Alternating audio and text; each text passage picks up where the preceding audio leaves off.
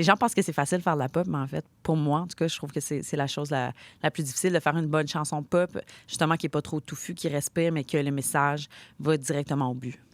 Et vous dites de la pop, il y a un peu de hip-hop aussi par moment sur l'album. Vous rappez sur Greenlight, vous avez fait des collaborations par le passé avec des rappeurs québécois. Est-ce que la pop et le hip-hop sont en train de se rejoindre? Parce qu'on entend un son plus pop chez les rappeurs québécois, chez les rappeurs à l'international, et on a l'équivalent chez vous d'une pop qui intègre du rap? Ben moi, là, ça fait longtemps que c'est intégré, là, c'est-à-dire qu'à l'international, je pense qu'on fait moins la distinction qu'au Québec. Ici, c'est arrivé un peu plus tard, mais ça a toujours été un débat là, dans mon cas, justement, dans quelle catégorie on me plaçait, si c'était dans rap, plutôt pop, plutôt rap. Mais tu sais, moi, quand j'étais jeune, j'écoutais, par exemple, Nelly Furtado, qui était comme une de mes idoles. Puis Nelly rappait, en quelque sorte, parce que ses textes étaient assez touffus, justement. Donc, elle avait un certain flow. On parle d'autres personnes comme Doja Cat, par exemple, que c'est une artiste que j'apprécie particulièrement. Donc, pour moi, c'est tout à fait naturel